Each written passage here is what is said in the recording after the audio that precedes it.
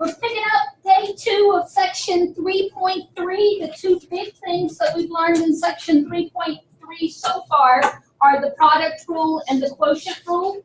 And we talked about not having to actually memorize this notation, but memorize these words instead. The product rule, you start with what? First factor times the derivative of the second, then what? Plus second factor derivative of the first. And the quotient rule, now with the product rule, it doesn't matter in what order you list those terms because it's addition. With subtraction rule, since that's a subtraction in the numerator, I said subtraction rule, I meant quotient rule.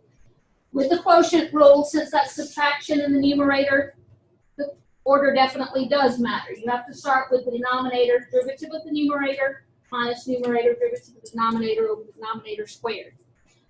I don't remember if I said this or not, but I've had folks memorize the quotient rule with, did I say low d high minus high d low over low squared?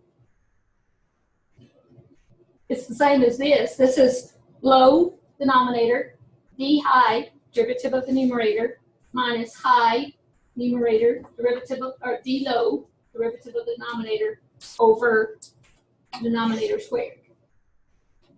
All right, here's what we're ready for. The derivative of trig functions. So far we know the derivative of sine is what? Cosine. And the derivative of cosine is negative sine.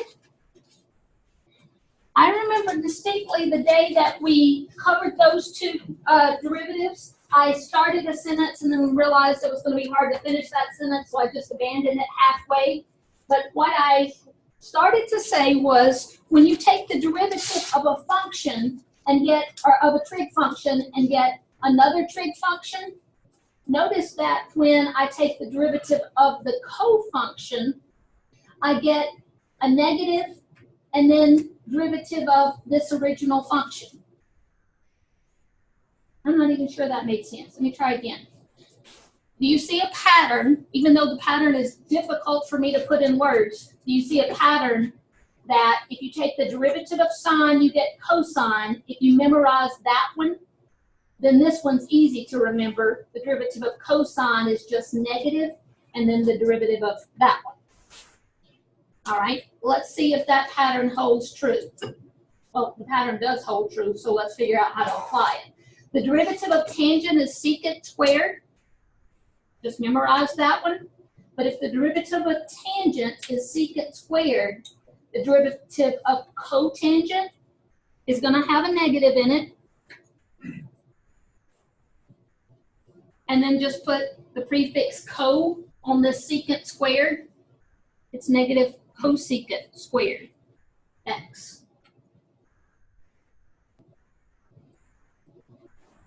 Let's hash this pattern out a little bit more.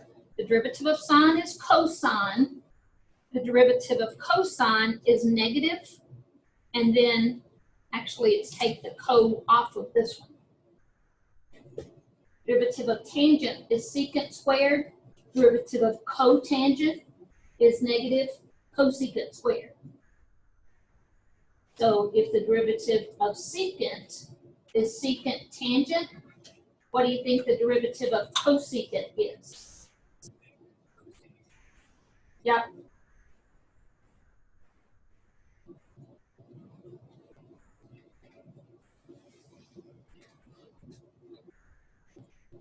By the time we finish all of our derivative rules in 3.4, you're going to feel like you have so much to memorize. I'll show you a page in the book that has all the derivative rules on it, and if you think you've got to memorize that, it's just too overwhelming and you want to drop calculus. So I'm trying to show you a pattern so that you don't feel like there's so much memorization. Yes, you have to memorize the derivative of sine, cosine, tangent, and secant. But once you have tangent, cotangent's easy to get from that. And once you have secant, cosecant's easy to get from that. This, yeah, I had a question about the negative sign. I figured it out because I was thinking, well, you apply that to both of them, but that doesn't make sense. applied positive. I like that you thought of that. Yeah, if they were both negative, then that would be that positive. All right, so let's just pick up about where we left off with number 42. And we're probably just going to do all of these evens coming up. 42, f of theta is theta plus 1 times cotangent theta. Cosine tangent, cosine theta.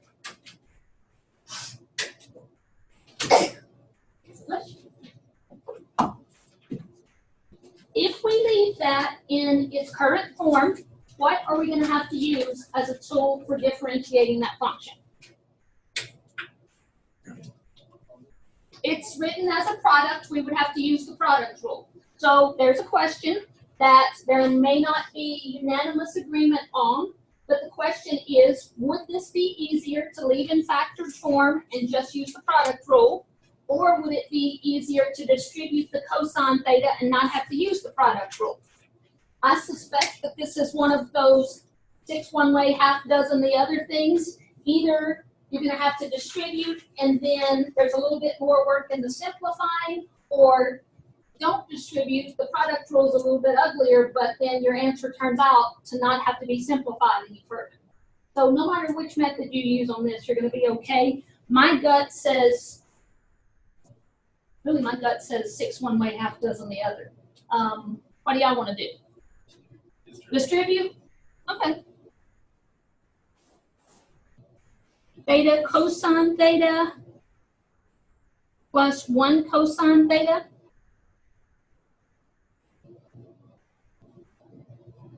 Notice I didn't write f prime there because all I did was rewrite the function. All of a sudden, I have an inkling about whether this may or may not have been the easiest way to differentiate this, because what did you just notice, Claire? That's still going to take the product rule. Theta cosine theta, theta's just like an x. That's still going to take the product rule. So I wonder if I really saved myself any trouble by distributing that cosine, and I'm beginning to suspect, no, I didn't really save myself any time because I still need the product rule to differentiate that. So this is the kind of lesson you're going to learn as you do a bazillion homework problems. You're going to kind of figure out when I should, when I shouldn't, and when it really doesn't matter. Since I already have that written, we'll just go with it.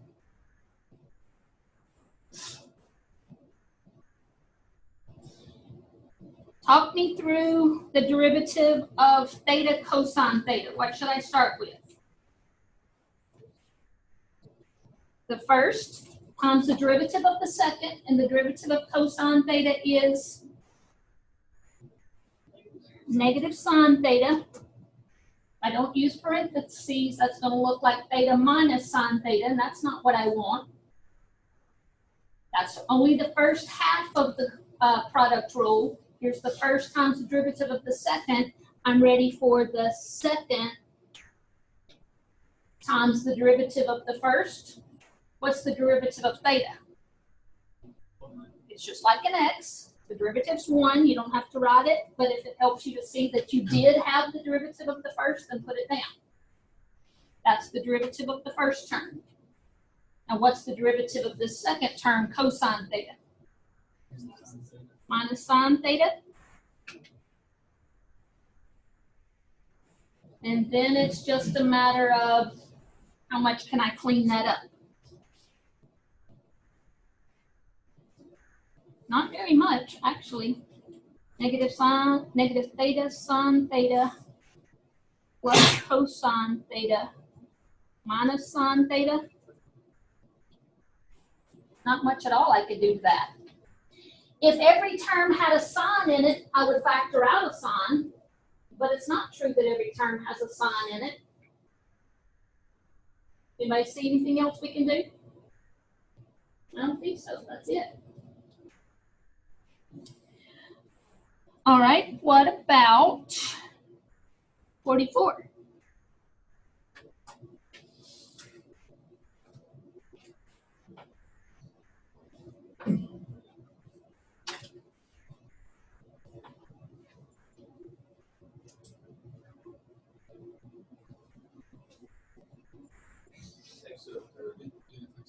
Oh, thank you.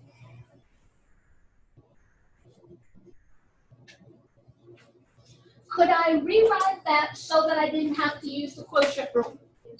Yes, but if I did, I'd still have to use the product rule. In my opinion, that makes me not want to rewrite it at all. In my opinion, product rule is not easier than the quotient rule, especially in the cleaning up part. So unless I can rewrite it so that I don't have to use the product rule or the quotient rule, I'm just going to leave it the quotient rule. All right? You go for it. You know the quotient rule and you know the derivative of sine. Go for it.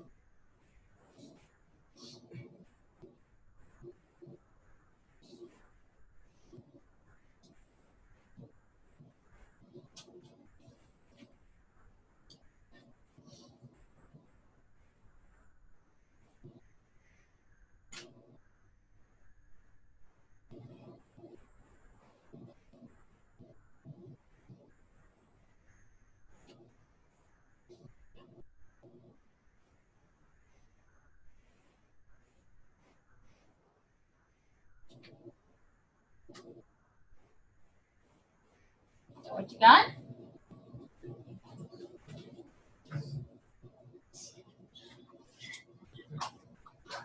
But it wasn't so darn hard for us to move around in here. We just worked a bunch of problems on the board. But it's very difficult to get in and out of these rows. All right, try 46.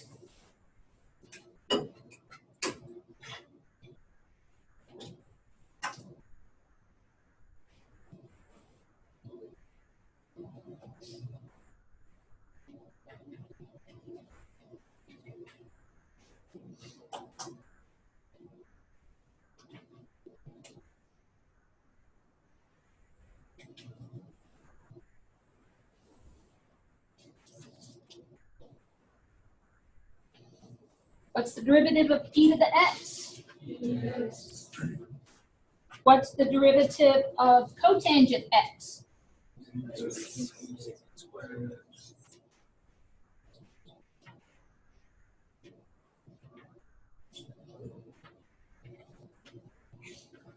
Derivative of tangent is secant squared, so the derivative of cotangent is negative cosecant squared. And then make sure you said minus a negative is a positive. And that's all you can do to that. So far, so good. About 48.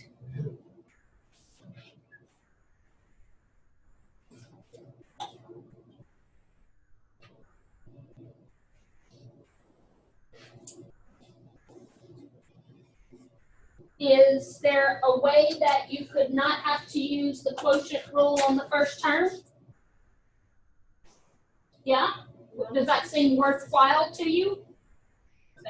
It would be worthwhile writing that as x to the negative 1 because then I wouldn't have to use the quotient rule or the product rule. If I can avoid both of those, I do. So I would write that as x to the negative 1 minus 12 secant x. All right? You do the calculus.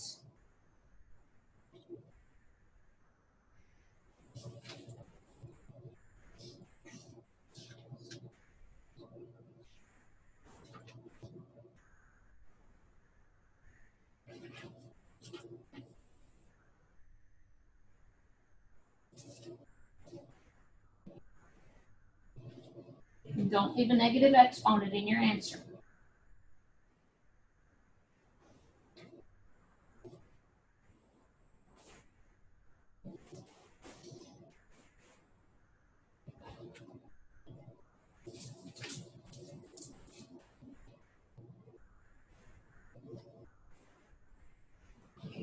that what you got?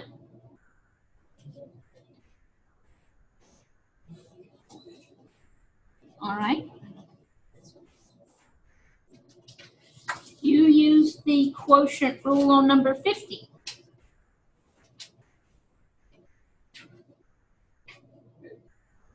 It'd be Yes. negative 1 over x squared. Yes, thank you, thank you. You're absolutely right. Everybody get that? Negative 1 over x squared. Hey, is any fiber of your being wanting to cancel those x's? No. Heavens, no. No. All right. You want to rewrite it as a product? In my opinion, rewriting it as a product wouldn't make it any easier, so I just use the quotient rule.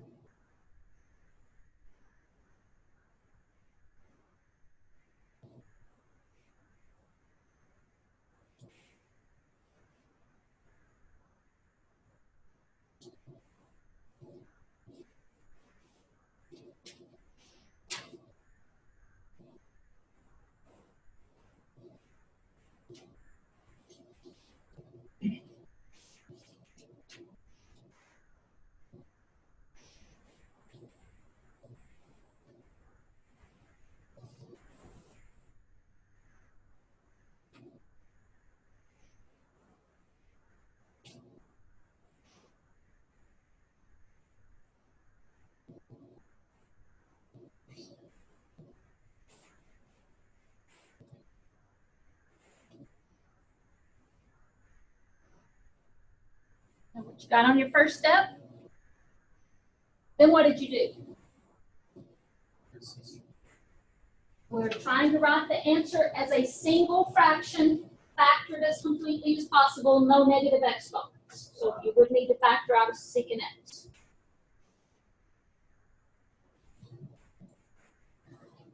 All right. Skip to 54.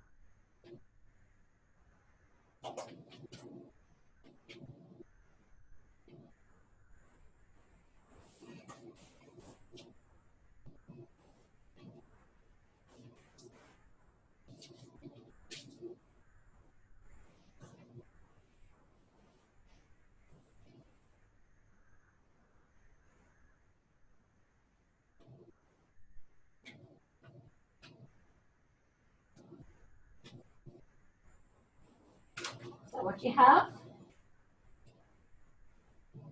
If you wrote negative sine squared plus cosine squared, that's fine. Cosine squared minus sine squared. And then I have mu's that's going to aggravate you.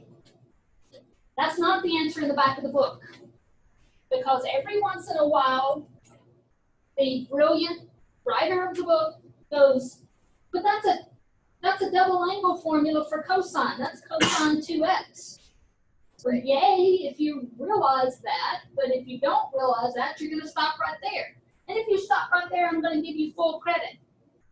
But if you look in the back of the book and say, how the heck did they get cosine 2x? It's a double angle formula. If you recognize it, yay, cosine 2x is cuter than cosine squared x minus sine squared x. But probably wouldn't have recognized that.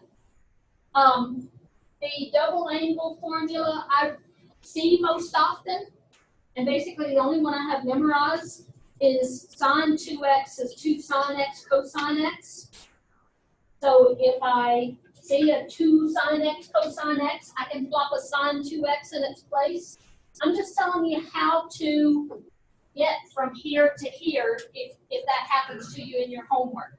I bet somewhere in the book you've got double angle and half angle formulas. I don't remember exactly where they are, front, back, cover, somewhere inside, but that's going to happen to you every once in a while in the homework. All right, let's do one more of these and move on. Number 58. Is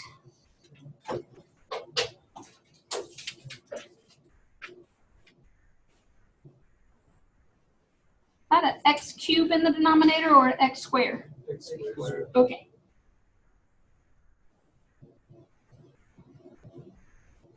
Could you rewrite that so that it's not a quotient?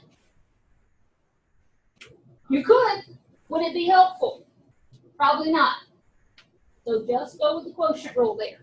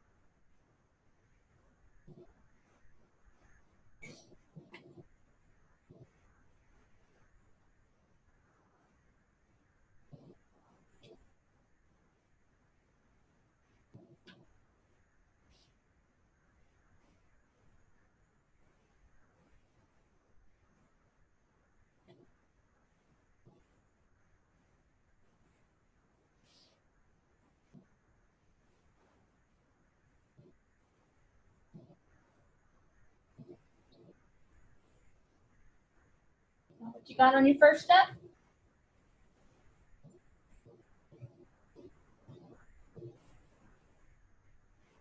Then what did you do?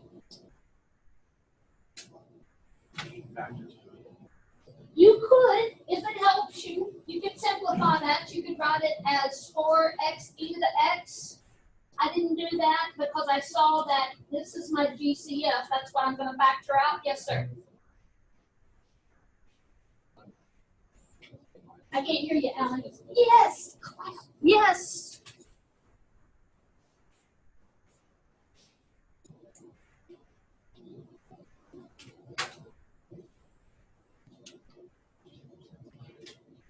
Thank you. And then that's what you have when you factored out the GCF.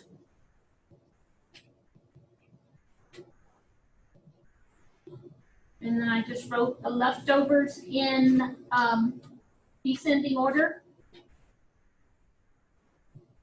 And then I realized if my goal is factor completely as possible, x squared minus 2x plus 1 will factor further into x minus 1 squared.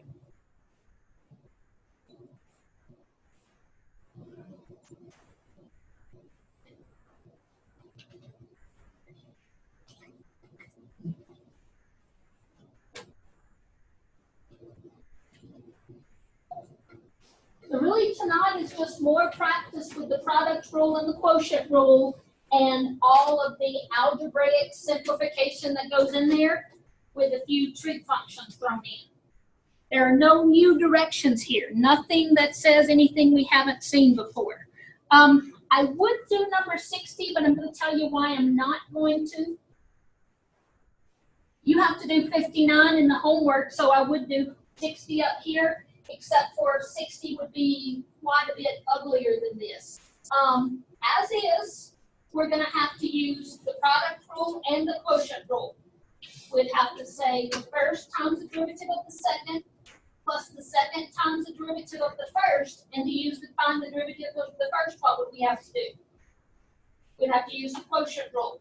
So we could do that, or do you have a different idea, Major? I would too. In order to avoid being able to use both the product rule and the quotient rule, I would just put this 2x minus 5 over 1 and then fold out the numerators. And that's number 60.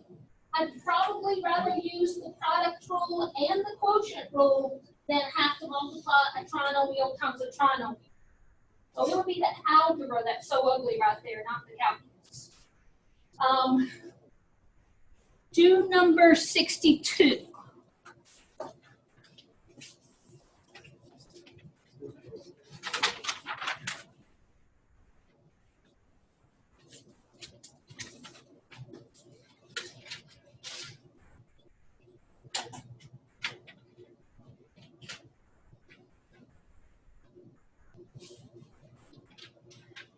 I could rewrite it as a product, but I think it would actually make it worse.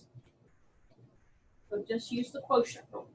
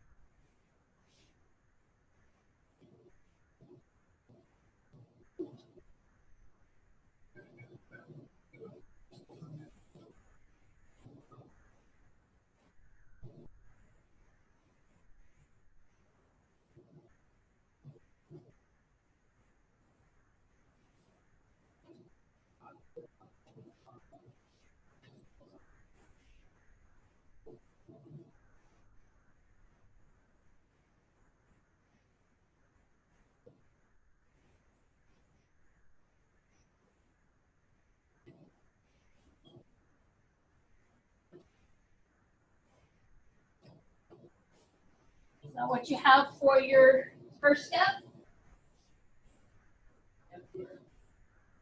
Am I right about this positive sine x right here?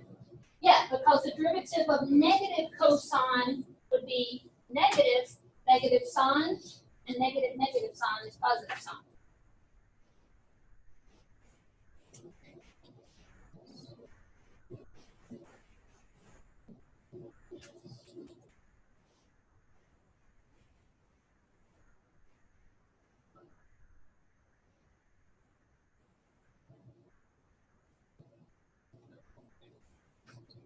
I'm sorry, what? Ah! Actually, it does matter. Theta and x are two different variables. Yeah. I wouldn't count off on the test, but I draw you a frowny face.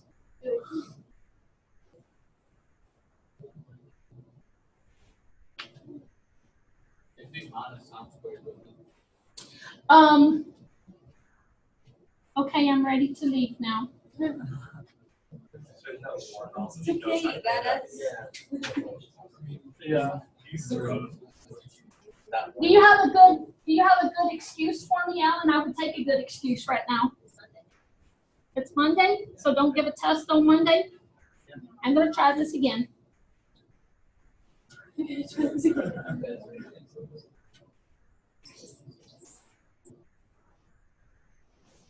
So far, the second step is right.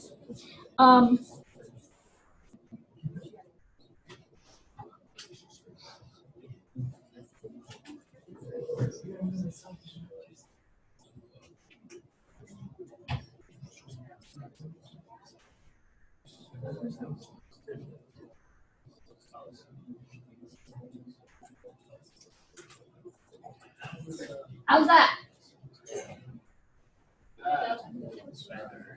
That's better. I recognize one other thing I'm gonna feel that it redeems me if I figured this out and nobody else did, then I'm back to being teacher again. Otherwise, oh, if somebody recognizes that I'm demoted. What are you thinking? Isn't that like the grandfather's big rule or cosine squared theta minus sine squared theta is just 1? If I factor in -1, awesome.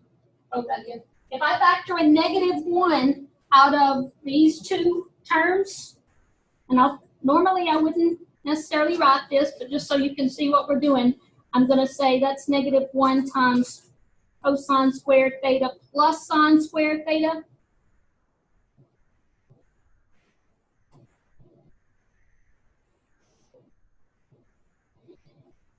And that is something I would expect you to recognize on the test. I don't expect you to recognize all the double angle, half angle formulas, but when you see sine squared plus cosine squared, I expect you to put a 1 in its place.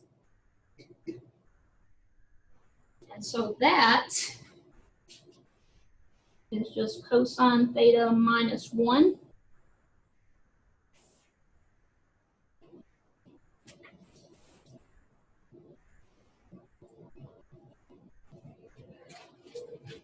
And then what? If you factor another -1 out of the numerator,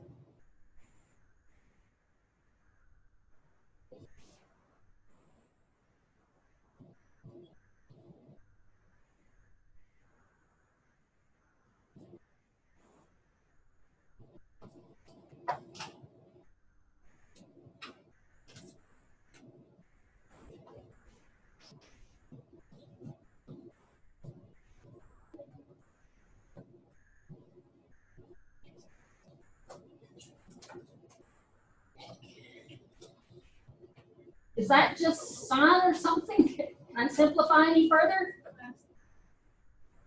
No, that's it. Please no. That's it. But you kind of see why we did all those trig identities in pre-calculus, or why I do all those trig identities in pre-calculus. To be able to get from here to here. All right, let's switch directions. The directions on 63 through 66 say evaluate the derivative at a given point. And so this, and then a different point. Yes, I don't want you to. Because you don't have, here's what you don't have with a TI 83 or 4. You don't have CAS, TI 89, TI 92. You can just scan the homework and it prints out the answers. And so that's why you can't use an 89 or 92 in here. All right, 64.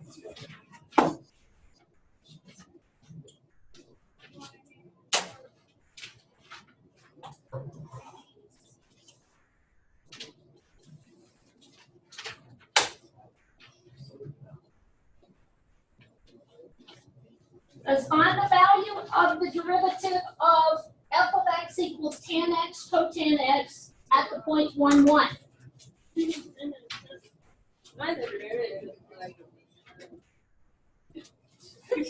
It could take the product rule unless you recognize what?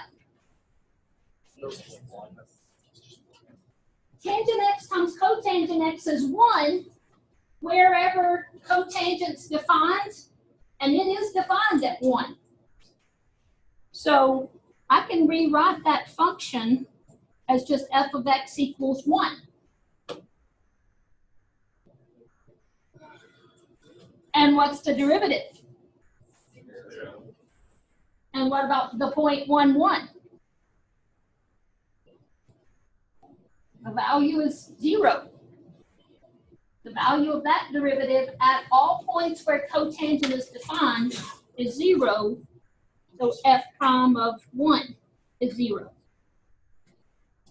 If you did that by the product rule, you'd come out with the same thing. All right. 66.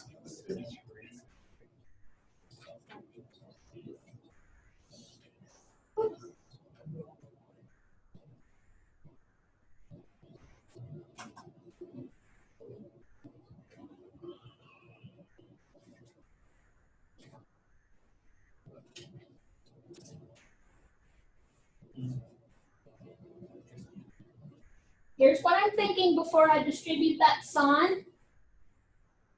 Even if I did distribute the sign, it's still going to take the product rule because I'm going to have sine times sine, and then I'm going to have sine times cosine. I think I'd end up having to use the product rule twice. So I'd just rather leave it in this form and use the product rule. All right, go for it. Find the derivative, and then we'll evaluate it.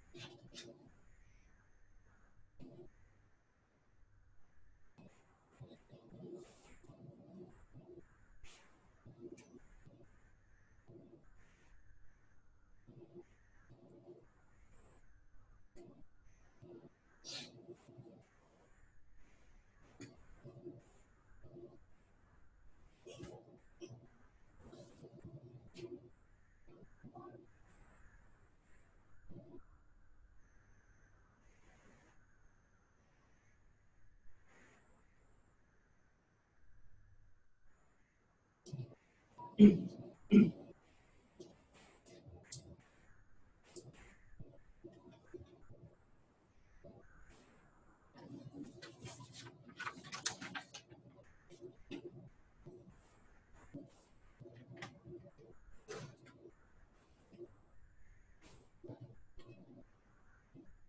ran out of room there at the end. But is that what you have so far?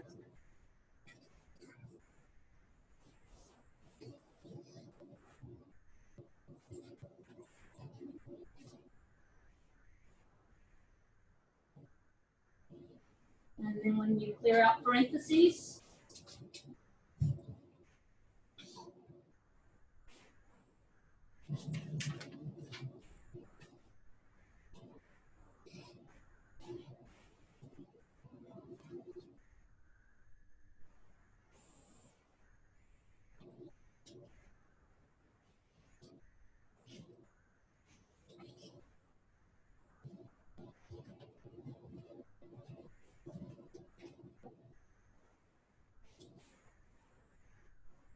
I would just write my answer in that order because I don't like leading coefficient negative. And I combine like terms. So far, so good. I mean, I did one without making a mistake. All right, let's evaluate that at a quarter pi.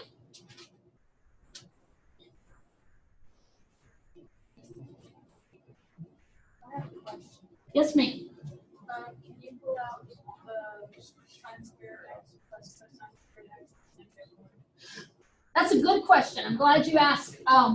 Here is our Pythagorean identity. Sine square x plus cosine square x equals 1. Is there any way to manipulate a cosine square minus a sine square from that? Now, you kind of have to write it down and look at it to see factoring out a -1 still wouldn't make it back. Can't you turn the cosine squared x minus sine squared x into cosine 2x though?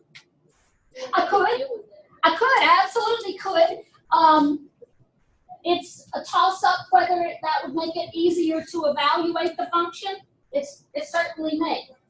I didn't think to do that, and if you don't think to do that on the homework, that's fine. But you're right, that is cosine 2x plus 2 sine x cosine x. Very good. And when I put a pi over 4 in place of all three of those x's, I'm going to have cosine pi over 2 plus 2 sine pi over 4 cosine pi over 4.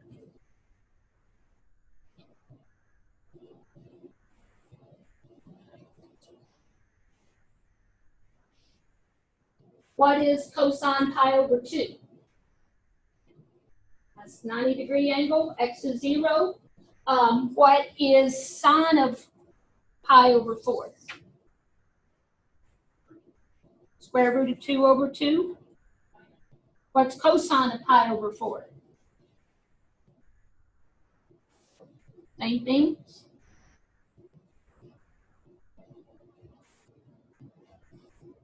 What's that? 4/4. Yeah.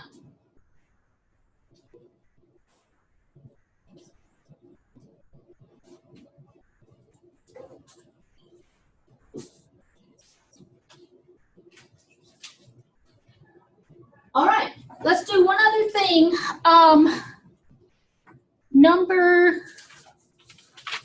Let me mention number 78 through 82 say determine where the tangent line is horizontal. I'm not going to do one of those, just remind me how we do one of those. Find the derivative and plug 0 in the place of x. No, what? Set the derivative equal to 0. So that's 79 through 82. Find the derivative and set it equal to 0. And then the last one we have time to do, 67 through 74. Say find the equation of the tangent line. It's been just a little while since we saw those directions. Let me see which one is not horrible, because we don't have time for horrible. Let's do 74. Find the derivative of the tangent line to that function at the point 0, 1/4.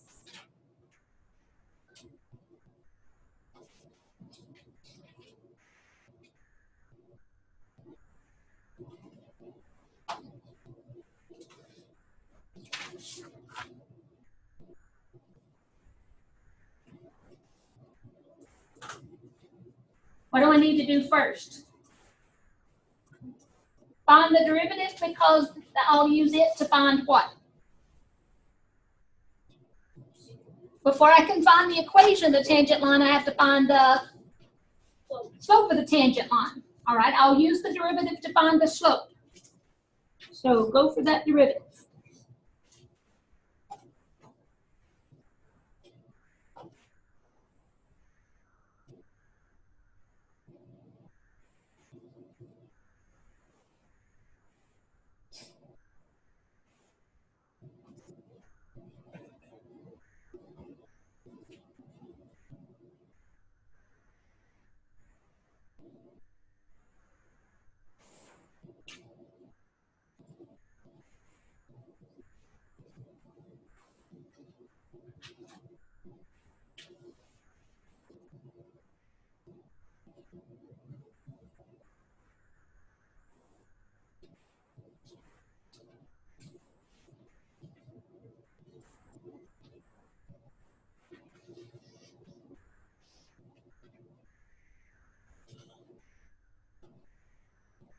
Mr. Michael, is that okay?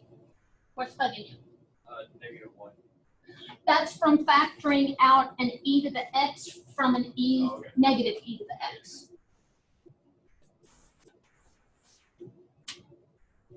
All right, so that's my derivative. Then what? All right, and it's a good idea to write down what that gives you, because you're getting into your head the words that are going to need to be in your head on the test. The words that need to be in your head right now are the slope of the tangent line at that given point would be f prime of 0.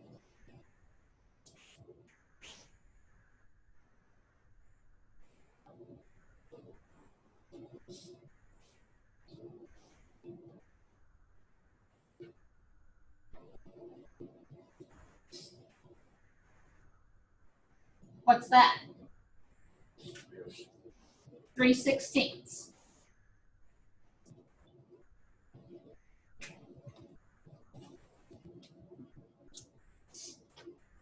And then what words need to be in my head? Now I'm ready for the equation of the tangent line at that point. And what would it take to find the equation of the tangent line at that point? You could use point slope form because you have a point and a slope. Or if you just happen to notice they gave you the y-intercept where x is 0, then you don't have to use point slope form. You can just use slope intercept form. Most of the time we have to use point slope form because they don't give us the y-intercept, but since that's what they gave us, y equals m. You could even put m here if you wanted. Y equals m x plus b.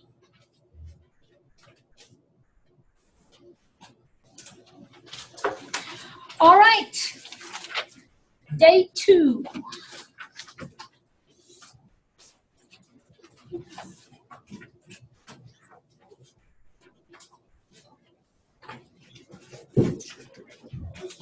Yes, sir.